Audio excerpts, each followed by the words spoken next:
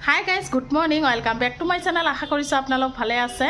ৰাতিপুৱা চাহ খালো, বহুত আগতে চাহ খাইছো, চাহ খাই নহয় ছাদৰ ওপৰত আহিছো, ভিজা কাপোৰখিনি মেলি দিলো। দেখিছেনে? গোটেই কাপোৰ মেলি দিলো। এতিয়া বাকি কাম কৰিম। আহক দেখাই আছো দিনটো কি কৰো। আপোনালোকে ব্লগটো শেষলৈকে চাই থাকিব। আছে আজি মুছুৰিবিলাক ওলাই লৈছো, ধুই লম, সাৰ্ফত দিম। বিছনা চাদৰ, বালিশৰ কভাৰ গোটেই ধুই লম, ঘৰ দুটা মুছি লম। আৰু ৰাতিৰো কাহি বাটি আছে, ৰাতি নহয় ধুবলৈ মানে ভাল লগা নাই, সেই কাৰণে এতিয়া ধুই লম। বহুত কাম আছে, বুট সুট বিলাক মানে ভৰাই থলো। এয়া দেখিছেনে? এইটো বুট, এইটো কাবলি বুট, মানে টেমাবিলাক ধুই লৈছো গোটে।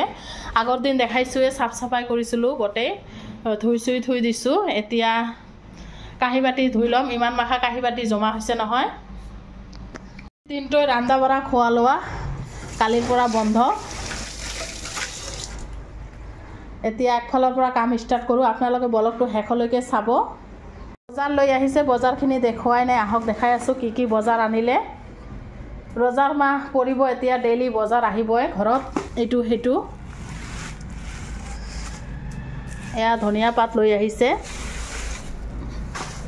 আৰু বেঙেনা, উৰহি, এইবিলাক পিঁয়াজ, আদা, নহৰু গোটে লৈ আহিছে। ইমান মাখা কাঁহী বাচন ধোৱা হৈ গ'ল, দেখিছেনে? গোটেই চকচকা কৰি লৈছোঁ, বেচিনটো চকচকা কৰি ল'লোঁ। টেমা চেমা ধুবলৈ আছিল, ধুই দিলোঁ। গেছটোও চাফা কৰি ল'লোঁ, লগতে গেছৰ এইবিলাকো চাফা কৰিলোঁ। দুপৰীয়াৰ কাৰণে ৰান্ধে বাজে উৰহি, বেঙেনা, শুকান মাছ বনাম দুপৰীয়া। কাটি কুটি ৰেডি কৰিলোঁ। তাৰ আগতে ভাবিছোঁ কাপোৰ আছে কেইটামান ধুই লওঁ, ধুই পেলাই ৰন্ধা বঢ়া কৰিম। আপোনালোকে ব্লগটো শেষলৈকে চাই থাকক।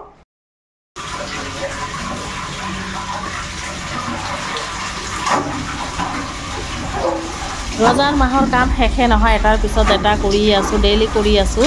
ইমান ধূলি বালি নহয়, ছাইডৰ ঘৰত থাকোঁ, সেইকাৰণে মানে এতিয়াই ধুম, আকৌ লেতেৰা হৈ যায়, বালি একদম।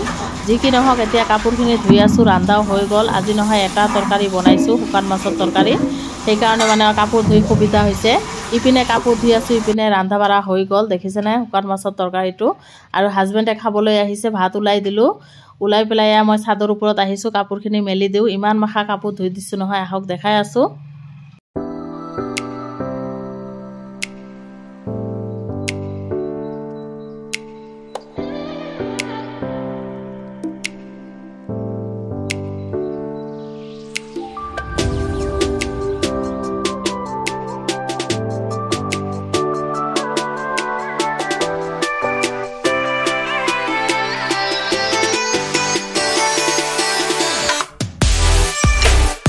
এতিয়া কাপোৰ মেলি দিবলৈ অসুবিধাই হৈছে, দেখিছেনে? আগত তাতে কাপোৰ মেলি দিছিলোঁ, এতিয়া ৱাল দি দিছে, মানে কমপ্লিট ঘৰ বনাই আছে।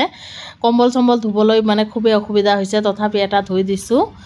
আৰু মানে মেলি দিছোঁ, শুকাই যায়, বতাহ আছে নহয়, সেইকাৰণে। তলত আহিলোঁ, আজি ৰণিৰ ৰুমটো চাফা কৰি দিছোঁ, আমাৰ ৰুমটো চাফা কৰিলোঁ। ইমান ধূলি বালি ক'লোৱে আপোনালোকক।